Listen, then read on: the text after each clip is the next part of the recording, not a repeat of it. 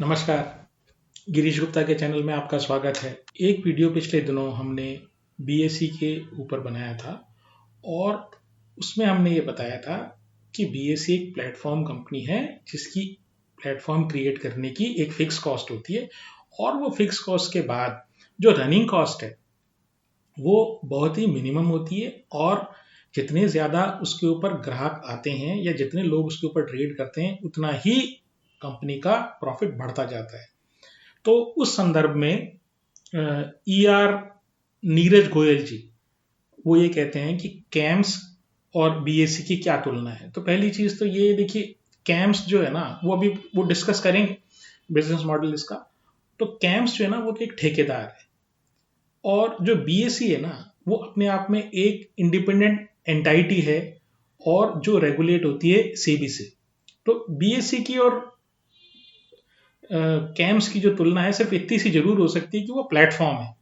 बाकी रेगुलेशन में और ग्राहक में इनके जो बीएससी के जो ग्राहक हैं वो इंडिपेंडेंटली आते हैं, जबकि जो कैम्स है ना वो बेसिकली दूसरे बिजनेसेस के ऊपर ग्राहकों के लिए डिपेंडेंट है। कैसे है ये सब मैं आपको समझाता हूँ।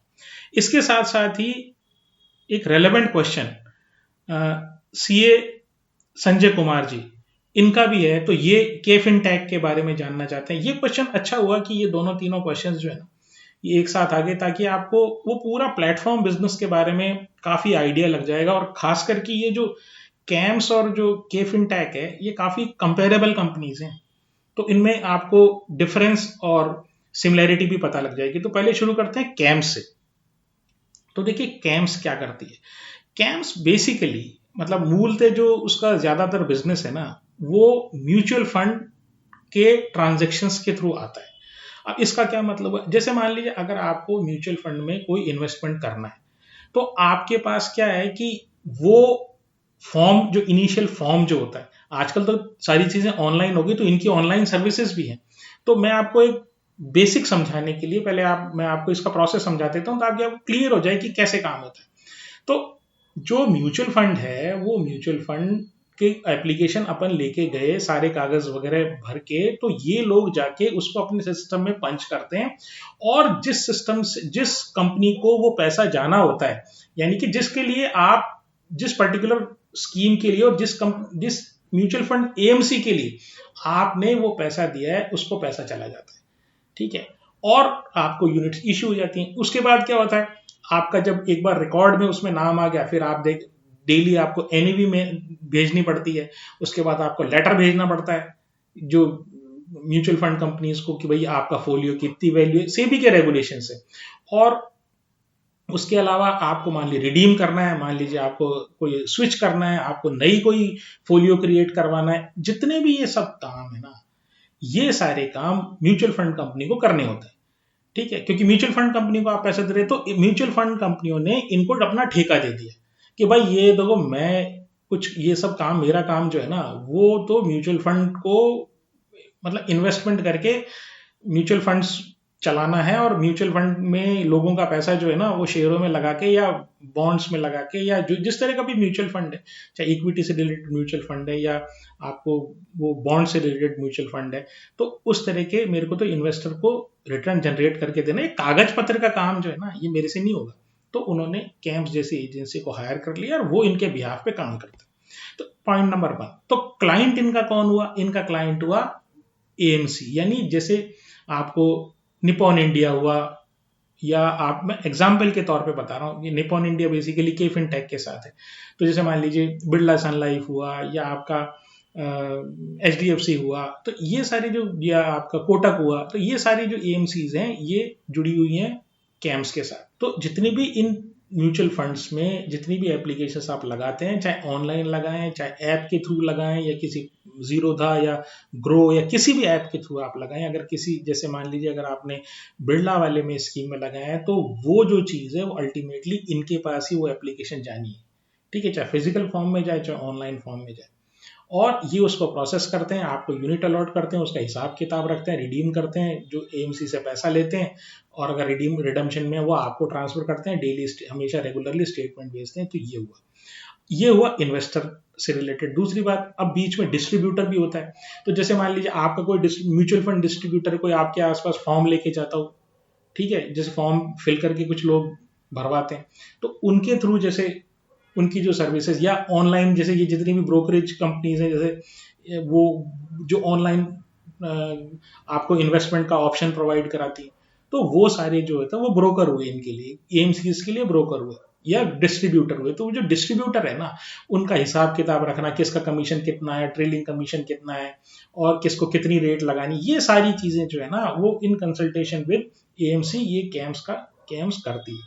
तीसरा क्या है कि एएमसीज का और कई काम होते हैं, ठीक है, वो भी ये सब मैनेज करते हैं। तो तीन इनकी सर्विसेज होगी, एक एएमसी से रिलेटेड सर्विसेज, एक ब्रोकर, एक डिस्ट्रीब्यूटर से रिलेटेड सर्विसेज, और तीसरी इन्वेस्टर से रिलेटेड सर्विसेज। तो ये जो कैम्स है ये बेसिकली ये 68% जो है इनका, या 88% जो रेवेन्यू है वो पूरे इस बिजनेस से आता है। यानी म्यूचुअल फंड के रजिस्ट्रार और ट्रांसफर एजेंट है, भारत में largest registrar and transfer agent है म्यूचुअल फंड्स के। तो इसमें क्या है, इनके पास टोटल म्यूचुअल फंड के पास जितने असेट्स हैं उनका करीब करीब 68% असेट्स ये मैनेज करते हैं। देखिए कितनी बड़ी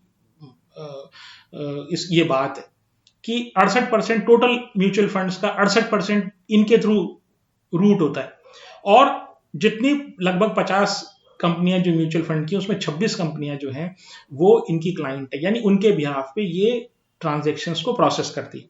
तो ये चीज तो हुआ एक। अब ये जो मैंने बताया कि आपको करीब करीब 88% इनका जो रेवेन्यू है वो इस पूरे बिजनेस से आता है। तो इनके और सारे और क्या बिजनेस है, तो इनके देखिए एक इंश्योरेंस डिपॉजिटरी भी इन्होंने खोली। इंश्योरेंस डिपॉजिटरी क्या है कि जैसे आपने कोई इंश्योरेंस कराया, जैसे आपने डिजी लॉकर टाइप जो चीज होती है ना वो, तो उसमें आपको जैसे कोई डीमैट अकाउंट हुआ, तो डीमैट अकाउंट में तो अपने शेयर जो होते हैं वो डीमैट फॉर्म में होते हैं, ऐसे इंश्योरेंस का जो डीमैट है ना वो आप समझ लीजिए, तो वो इंश्योरेंस डिपॉजिटरी का काम भी करता है। तो इनका एक यूपीआई ऐप भी है, जैसे बाकी सारे यूपीआई ऐप हुए, जैसे पेटीएम वाले का हुआ और ये सारे हुए। तो इसके अलावा ये अकाउंट एग्रीगेटर भी है। अकाउंट एग्रीगेटर क्या हुआ, सारे अकाउंट आपके, जैसे मान लीजिए 4 अकाउंट है, 4-5 बैंक अकाउंट है, तो आपको वो एक ये अकाउंट एग्रीगेटर ये फैसिलिटी देता है कि आपको सारे अकाउंट जो है ना आपको एक ही जगह दिखने लग जाए, ठीक है, उसमें कितना बैलेंस है, कितना उसमें ट्रांजेक्शन है, क्या है, तो वो सारी चीजें वो एक जगह हो जाए, तो अकाउंट एग्रीगेटर भी। फिर ये केवाईसी रजिस्ट्रेशन करते हैं, जैसे जो भी आप केवाईसी करवाते हैं शेयर्स के लिए या डीमैट म्यूचुअल फंड्स के लिए, तो वो सारी केवाईसी के लिए भी एक एजेंसी है।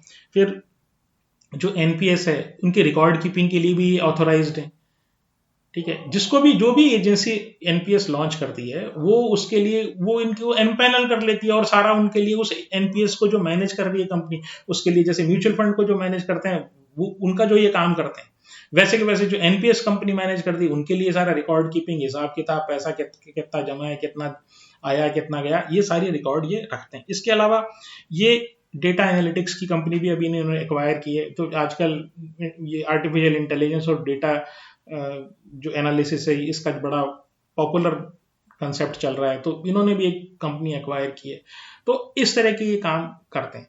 तो इसके अलावा ये इनका जो एक मेन इंपॉर्टेंट काम है ना वो है जो ये एआईएफ और जो पीएमएस स्कीम्स है ना उनके लिए भी ये सर्विसेज देती है। अब ये क्या हुआ जी, जैसे मान लीजिए म्यूचुअल फंड है, म्यूचुअल फंड तो बड़े रेगुलेटेड होते हैं। तो जैसे मान लीजिए आपने किसी व्यक्ति को फंड मैनेजर को अच्छा फंड मैनेजर है, ठीक है, म्यूचुअल फंड का मैनेजर नहीं, कोई अच्छा आपको लगता है ये आदमी है और सेबी से रजिस्टर्ड है और ये सब है, उसने अपना एक पोर्टफोलियो मैनेजमेंट स्कीम चला रखी है, तो अब वो भी कहां से हिसाब किताब आपको बार बार देता रहेगा।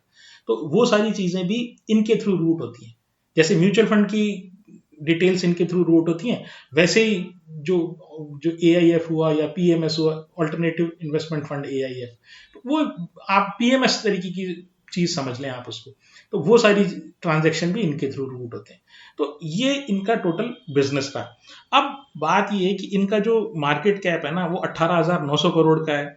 डेट टू इक्विटी मतलब नेग्लिजिबल है, 8 रुपए का डेट है हर 100 रुपए पे। आरओई बहुत अच्छा शानदार है, 41% का आरओई, और पी जो है ना 44 का है। 3 साल की सेल्स ग्रोथ जो है 16% है, और प्रॉफिट ग्रोथ भी सिमिलरली 16% है। प्रमोटर की होल्डिंग निल है, क्योंकि अब ये प्रोफेशनल मैनेजमेंट के हाथ में चला गया ये सारी है, तो प्रमोटर इसमें कोई अब है नहीं। जो भी इनिशियल प्रमोटर थे उन्होंने अपना स्टेक बेच दिया। एफआईआई के पास 58% है, डीआईआई के पास 17% है और बाकी पब्लिक के पास 25% है। अब बात ये है कि ये जिस कंपनी में ये सारी सब चीजें तो अच्छी है, लेकिन अब इसमें प्रॉब्लम क्या है? ये शेयर में जो सबसे बड़ी प्रॉब्लम है कि ये 88% जो डिपेंडेंस इसकी है ना, वो इसकी म्यूचुअल फंड के कंपनीज के ऊपर है। मान लीजिए कोई भी कंपनीज किसी भी कारण से वो ये कहें कि हम आपसे अलग होते हैं, या मार्केट में गिरावट आने के पर ये हो जाए कंडीशन कि लोग अपनी सिप या अपने जो म्यूचुअल फंड का जो पैसा है ना वो विड्रॉ करने लगे और इनके ट्रांजैक्शन कम हो जाएं, तो इसका क्या होगा?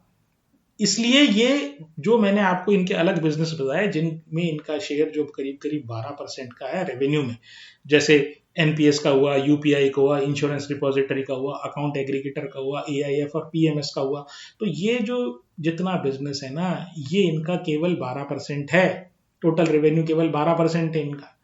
तो ये मार्केट के जैसे साइक्लिकल है, जैसे बीएसई है साइक्लिकल, जैसे आपका एनएससी साइक्लिकल है, शेयर बाजार साइक्लिकल है, वैसे ही इनका भाग्य भी म्यूचुअल फंड के साथ, इंडस्ट्री के साथ जुड़ा हुआ है। तो अगर किसी भी कारण से मंदी आती है तो इस कंपनी में भी प्रॉब्लम आएगी। ठीक है, दूसरी बात क्या है कि ये जो है ना सारी ग्रोथ, जितनी भी ग्रोथ है ना, आप जानते हो भाई, हर आदमी से आप किसी से पूछ लो तो वो आपको एक ही बात कहेगा, नहीं नहीं शेयर बाजार तो चलेगा और इसमें इतने इन्वेस्टर आएंगे, उसको इतने इन्वेस्टर आएंगे और इतना बड़ा हो जाएगा और इतना बड़ा हो जाएगा। देखिए ये सारी चीजें फैक्टर्ड इन है इसके प्राइस में। तो ये इसमें दो जो खास बात है ना वो ये है इसकी कि इस कंपनी में सारी ग्रोथ फैक्टर्ड इन है। दूसरी बात ये इसका नेचर साइक्लिकल है और इसलिए, और तीसरी बात जो है वो दोनों केफिन टैग के लिए और कैम्स के लिए, दोनों के लिए एप्लीकेबल है, वो ये कि इनका जो धंधा है ना उसमें कंपटीशन बढ़ रहा है। म्यूचुअल फंड के धंधे में कंपटीशन नहीं बढ़ रहा खाली, और जो इनके जितने भी काम है ना उसमें भी बढ़ रहा है। वो कैसे बढ़ रहा है वो मैं भी आपको बताऊंगा। एक बार केफिन टैग का बिजनेस समझ लें। अब केफिन टैग का जो आईपीओ है ना वो दिसंबर 2022 में आया और ये इसका काम भी सिमिलर सा है। ठीक है, जहां तक इस बात की ये बात है कि ये म्यूचुअल फंड के लिए काम करते हैं, बाकी इनका काफी बिजनेस इससे अलग है। तो ये जैसे मैंने बताया रजिस्ट्रार और ट्रांसफर एजेंट म्यूचुअल फंड के लिए, जो जैसे कैम्स है वैसे ही है। जैसे मैंने बताया कैम्स के पास 68% मार्केट शेयर है ना, टोटल एयूएम का 68% है और बाकी इनके पास बाकी जो 32% है वो इनके पास है। इनका जो दूसरा बिजनेस है वो है आरटीए, जो शेयर का जो आप डीमैट में ट्रांजेक्शन करते हैं शेयर्स का, ठीक है, उनके रजिस्ट्रार और ट्रांसफर एजेंट। तो करीब करीब 7,000 कंपनीज के लिए ये रजिस्ट्रार और ट्रांसफर एजेंट्स हैं और इशूअर है। इशूअर का मतलब क्या हुआ? जैसे कोई कंपनी बॉन्ड इशू करती है, कोई सर्टिफिकेट ऑफ डिपॉजिट इशू करती है, कमर्शियल पेपर इशू करती है, तो ये सारे इन इशुएंस के लिए ये एम्पेनल्ड है उनके साथ। फिर ये आईपीओ में, जैसे आप कई बार आईपीओ का अलॉटमेंट देखते हैं तो आपने देखा होगा कि के फिनटेक की साइट पे जाके अपना अलॉटमेंट स्टेटस आप देखते हैं, तो आईपीओ मैनेज भी करते हैं। तो ये जो आईपीओ की जो प्रोसेसिंग करते हैं, किसको कितने शेयर मिलने चाहिए, बेसिस ऑफ अलॉटमेंट और ये सब, तो जो जितने भी आईपीओ आते हैं उनका करीब करीब 48%, यानी 100 आईपीओ आए तो करीब करीब 48% ये मैनेज करते हैं। और जो दूसरी लिंक इन टाइम है वो इसमें उसके पास भी करीब करीब बराबर का सा शेयर है इनके पास, लिंक इन टाइम के। दूसरी बात ये, इसी तरह का सर्विसेज ये जो म्यूचुअल फंड को ये भारत में देती हैं उसी तरह की सर्विसेज मलेशिया और फिलीपींस में भी देती हैं। तो ये जियोग्राफिकली डाइवर्सिफाइड है। फिर वो एआईएफ और वेल्थ मैनेजमेंट, जैसे इसमें जो कैम्प्स वाला एआईएफ और पीएमएस में देते हैं, सेम सर्विसेज ये भी देती हैं। फिर ये भी पेंशन स्कीम में एनरोल्ड है, मतलब पेंशन स्कीम के लिए एनपीएस जो है उसके लिए इनका एक वर्टिकल है, तो ऐसे ही कैम्प्स के पास भी था। अब इसका मार्केट कैप 18,300 करोड़ है और जहाँ ये जो कैम्स है इसका मार्केट कैप 18,900 करोड़ है, तो बराबर का सा है। फिर डेट टू इक्विटी भी इसमें भी नेग्लिजिबल है, कैम्स में भी नेग्लिजिबल था। आरओई कैम्स का जो है 41% था, जबकि आरओई जो है के फिनटेक का 24.5 है, तो काफी कम है। फिर पी जो है वो कैम्स का 44 है, पी जो है वो 57 है ना। प्रमोटर के पास 33% है। और दिसंबर 2022 में जब आईपीओ आया तो उसके बाद से प्रमोटर का स्टेक लगातार, उस टाइम 50% था और उसके बाद ये लगातार कम होता जा रहा है। एफआईआई के पास 25% है, डीआईआई के पास 19% है, रिटेल के पास 22% है। और जो 3 साल की सेल की ग्रोथ है के फिनटेक की वो 20% है और प्रॉफिट 80% बढ़ा है। ये तो सारी चीज अच्छी दिख रही है आपको। प्रॉब्लम क्या है? प्रॉब्लम सबसे बड़ी ये है कि ये जो कार्वी है, जो के फिनटेक जिन्होंने नाम रखा है, इसमें जो के है वो कार्वी है। ये एक ब्रोकरेज फर्म थी, ठीक है, साउथ इंडिया की। और इसके ऊपर सेबी ने काफी सारे चार्जेस लगाए थे घोटाले के, ठीक है। तो उसी ग्रुप की एक कंपनी है ये। और अभी भी इस कंपनी के प्रमोटर के ऊपर कोई एनफोर्समेंट डायरेक्टरेट का इन्वेस्टिगेशन चल रहा है। इसलिए प्रमोटर का जहां तक सवाल है, तो वो जो प्रमोटर है ना, वो उनकी क्रेडिबिलिटी उतनी अच्छी नहीं है। यहां तो प्रमोटर ही नहीं है कैंप्स में, ठीक है। और यहां पर प्रमोटर के क्रेडिबिलिटी पे क्वेश्चन मार्क है, क्योंकि कार्वी में उनको काफी पनिश किया जा चुका है। सेबी का ऑर्डर है इनके आगे, वो ब्रोकरेज जो चलाते हैं उसकी, के फिनटेक में नहीं, लेकिन इनके प्रमोटर के खिलाफ ईडी की कार्रवाई चल रही। तो आप समझ सकते हैं कि किस तरह के प्रमोटर ये सब हैं। अब बात करते हैं कि ये जो दोनों कंपनी हैं उनमें क्या सिमिलरिटी तो 2 या 3 बिजनेस वर्टिकल तो इनके सिमिलर है। बाकी जो कैम्स है वो इंडिया ओरिएंटेड है, इंडिया फोकस्ड है। और वो केवल म्यूचुअल फंड और इसी तरह की जो जो जो फिनटेक टाइप का जो बिजनेसेस है ना, जो इंडिया ओरिएंटेड है, उसमें इन्वॉल्व है। जबकि ये जो है ना, ये ज्योग्राफिकली के फिनटेक थोड़ा सा ज्यादा डाइवर्सिफाइड है। और इसके अलावा इनका जो है शेयर्स से रिलेटेड, यानी शेयर्स में जो शेयर्स या बॉन्ड्स की जो इशुएंस है ना, उनमें भी इनका हाथ है। और रजिस्ट्रार और ट्रांसफर एजेंट्स भी हैं ये। तो ये जो है कंपनी के फिनटेक, ये थोड़ी सी ज्यादा डाइवर्सिफाइड है, थोड़ी सी ज्यादा, both in terms of geography as well as the work involve. तो जो लेकिन जो प्रॉब्लम है वो के फिनटेक में मैंने आपको कहा कि प्रमोटर की प्रॉब्लम है, जबकि कैम्स में कोई प्रमोटर नहीं है।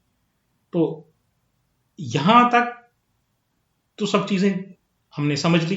अब इनकी कंपटीशन की जो बात हमारी थी वो हम करते हैं। तो कंपटीशन ऐसा है कि ये जो म्यूचुअल फंड का जो काम है ना, प्रोसेसिंग का काम, इन्वेस्टर से लेकर, इन्वेस्टर से फॉर्म लेके और डिस्ट्रीब्यूटर जो ले जाके फॉर्म जमा कराता है कैम्स में या के फिनटेक में, तो इसके लिए एक इन्होंने एनएससी ने और बीएससी ने अलग अलग प्लेटफॉर्म खुद के जनरेट कर दिए, ठीक है। तो वो क्या करते हैं, वो खुद प्रोसेस कर देते हैं, खुद प्रोसेस करके वो म्यूचुअल फंड एजेंसी तक पहुंचा देते हैं, ठीक है। तो बीएससी का स्टार नाम से प्लेटफॉर्म है और एनएससी का भी कोई नाम है, वो मुझे ध्यान नहीं आ रहा है।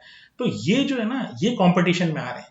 तो दोनों का धंधा जा रहा है ना इनका। तो इन दोनों ने मिलकर एक जॉइंट वेंचर क्रिएट कर लिया, जिस जॉइंट वेंचर के थ्रू ये इस तरह के डिस्ट्रीब्यूटर को एक सॉफ्टवेयर देंगे जिसके थ्रू वो ऑनलाइन ही, मतलब उनको ऑफिस आने की जरूरत नहीं पड़ेगी, ऑनलाइन ही वो अपनी रिक्वेस्ट डाल देंगे और ऑनलाइन ही वो प्रोसेस होके कस्टमर तक पहुंच जाएगा।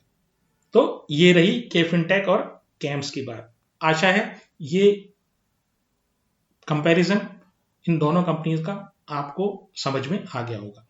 अब कल जो हमने वीडियो बनाया था उसमें एक क्वेश्चन जो हमारे मिंडा मैन साहब ने पूछा था कि भाई किस तरीके से ऑप्शंस को इन्वेस्टमेंट में शामिल कर सकते हैं। तो उसके लिए हमारे अभिजीत जी ने ये कहा कि देखिए सर, मैं तो ना ऑप्शन जानता हूँ, ना फ्यूचर जानता हूँ, ना ओपन इंटरेस्ट जानता हूँ, मैं तो सिंपल फंडामेंटल कंपनी के जानता हूँ। तो अभिजीत जी बिल्कुल सही चीज़ है। अगर आप इसको ना जानेंगे तो बहुत सुखी रहेंगे और आगे बड़े अच्छे पैसे आप कमाएंगे अगर आप फंडामेंटल एनालिसिस पे चलेंगे तो, ठीक है। तो चूंकि मेरा पर्पस मिंडा मैन साहब को ये बताना था कि एक इन्वेस्टमेंट का तरीका ये भी होता है, भाई आप नीचे लेते हैं, ठीक है, तो आपको लेना ही है, आपने एक सर्टेन भाव आ गया उससे नीचे की आप पुट बेच दीजिए तो आप ले लीजिए, ठीक है। और आपको अगर बेचना है तो आप उसकी कॉल बेच दीजिए अगर आपके पास वो लॉट साइज है। तो ये एक सिंपल कंपैरिजन था इसमें। वैसे अगर आप डेरिवेटिव्स में नहीं डील करें, स्पेशली छोटे इन्वेस्टर आप हैं, तो आप नहीं डील करें या नहीं उनके बारे में आप जाने तो ज्यादा बेहतर है। इसके बाद राजगोपाल मारदा साहब पूछते हैं कि क्या क्रूड को स्टॉक की तरह ट्रेड कर सकते हैं। देखिए फिर वही वाली बात आ गई कि अब क्रूड ऑयल में आपको ट्रेड क्यों करना है। वो ट्रेड में आपको कुछ किक मिलता होगा, मतलब कुछ ऐसा लगता होगा यार मैं कुछ कर रहा हूं और कुछ पैसा बन जाए। ये क्रूड में आप डिलीवरी तो ले नहीं सकते हैं, क्योंकि क्रूड तो फ्यूचर्स होते हैं, क्रूड के तो फ्यूचर्स ट्रेड होते हैं।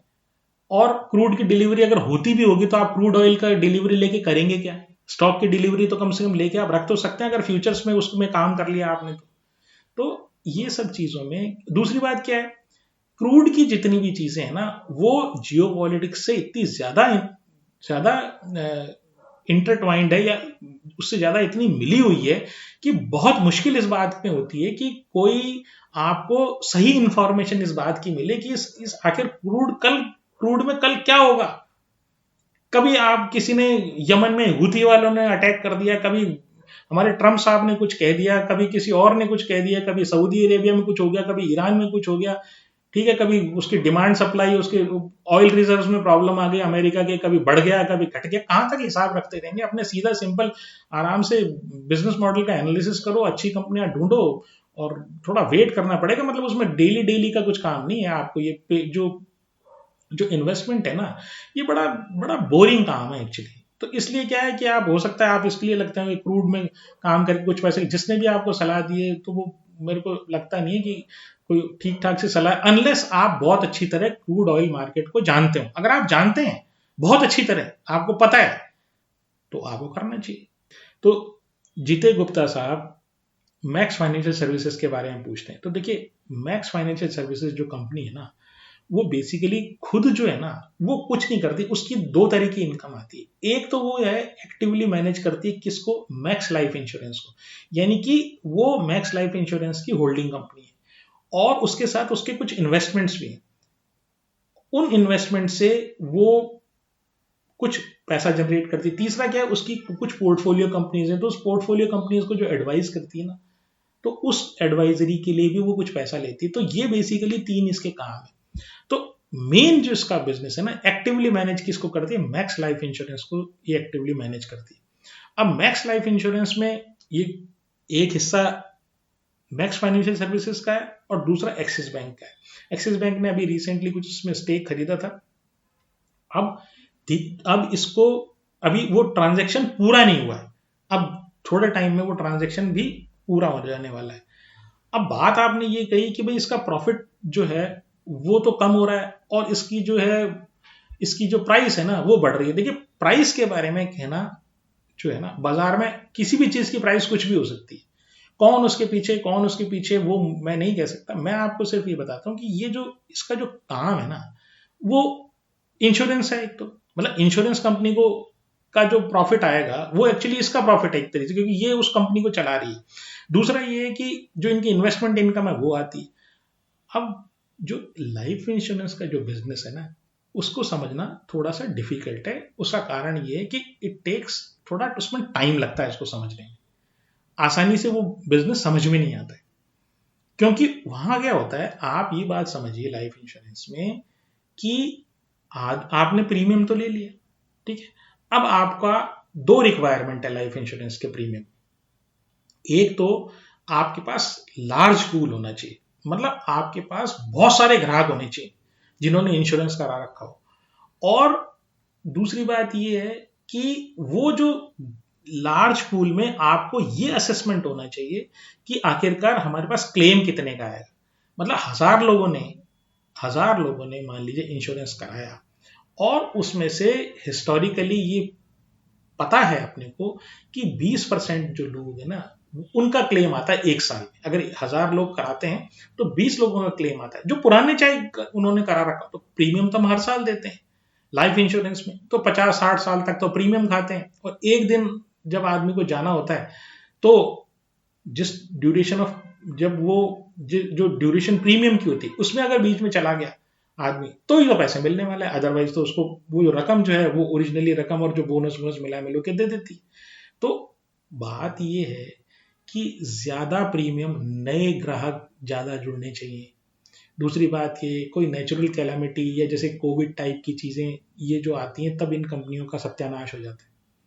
क्योंकि उसके लिए तो ये इनका मॉडल बना हुआ ही नहीं होता है। तो इनकी रेवेन्यू और प्रॉफिटेबिलिटी में इनको जबरदस्त जो है ना डेंट लगता है। रेवेन्यू तो इनका बढ़ता है, लोग ये कहते हैं नहीं अब कोरोना आ गया उसके बाद इनका बिजनेस तो बहुत बढ़ा, लेकिन आप ये देखिए कोरोना के टाइम में इतनी ज्यादा डेथ हुई कि इनकी प्रॉफिटेबिलिटी पर डेंट आई। इसलिए क्या है, बहुत सारी लाइफ इंश्योरेंस कंपनीज तो मना कर देती कि भाई हम देंगे ही नहीं, बड़ी कॉम्प्लिकेटेड काम है।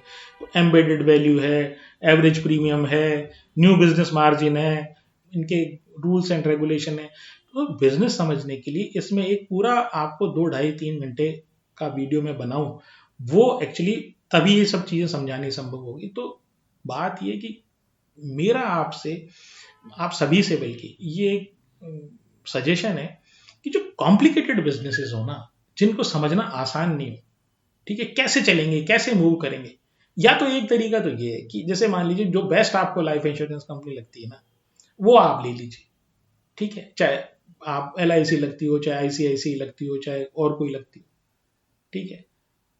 अब ऐसा ले लीजिए और उसके लिए फिर वेट कीजिए। लेकिन यहां पर आप बिजनेस मॉडल समझ के और उसके फाइनेंशियल मैट्रिक्स के साथ उसको जब आप कंपेयर करेंगे ना, तो आपको लाइफ इंश्योरेंस वाली वैल्यूएशन की सारी ट्रिक्स आपको आनी चाहिए, तभी आप इसको समझ पाएंगे।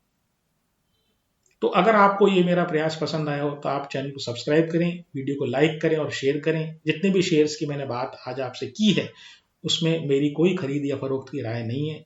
अगर आप मेरे से इन्फ्लुएंस होकर शेयर्स की खरीद फरोख्त करते हैं तो शेयर बाजार में आपको नुकसान हो सकता है। अपने फाइनेंशियल एडवाइजर से कृपया अवश्य कंसल्ट करें। नमस्कार, धन्यवाद, जय हिंद।